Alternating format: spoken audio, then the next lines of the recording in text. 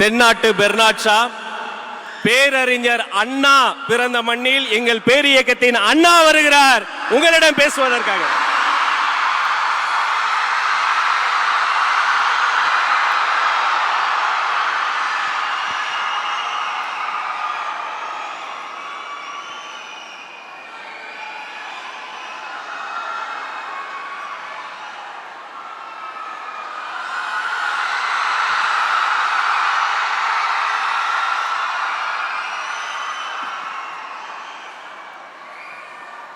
நாட்டுக்காக உழைப்பதற்கு அண்ணா பிறந்தார்.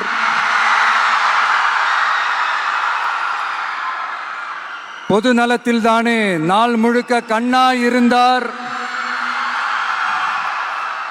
அப்படின்ட்டு எம்ஜிஆர் அவர்கள் ஒரு பாட்டு ஒன்று பாடியிருக்கிறாங்க, கேட்டிருப்பீங்க. அப்படிப்பட்ட நம்ம காஞ்சி தலைவர் அறிஞர் அண்ணா அவர்கள் பிறந்த மாவட்டம் தான் இந்த காஞ்சிபுரம் மாவட்டம்.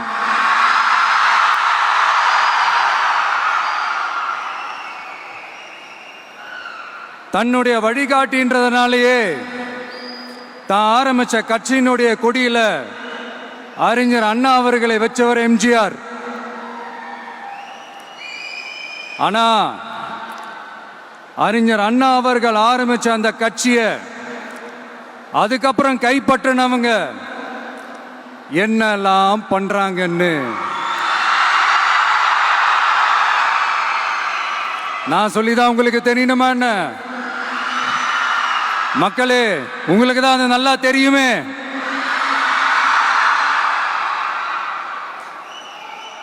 தனிப்பட்ட முறையில் எங்களுக்கும் அவங்களுக்கும் எந்த பிரச்சனையும் கிடையாதுங்க.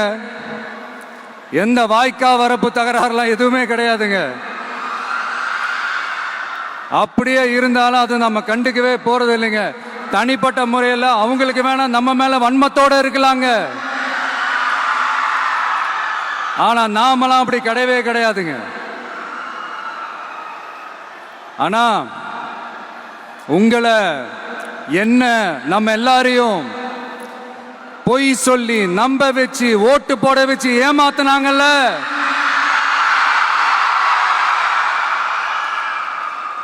அப்படி ஏமாத்தி ஆட்சிக்கு வந்து நல்லது செய்யற மாதிரி நடிக்கிறாங்கல்ல, நாடகம் ஆடுறாங்கல்ல, அவங்கள எப்படி நம்ம கேள்வி கேட்காம இருக்க முடியும்?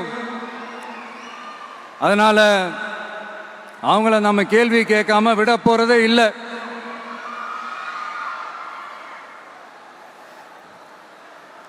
இதை ஏன் நான் காஞ்சிபுரம் மாவட்டத்தில் இருந்து நான் சொல்றேன்னா, தெரிஞ்சோ தெரியாமலோ இந்த மாவட்டத்துக்கும் நமக்கும் ஆட்டோமேட்டிக்காவே ஒரு கனெக்ஷன் ஒன்று ஏற்படுதுங்க.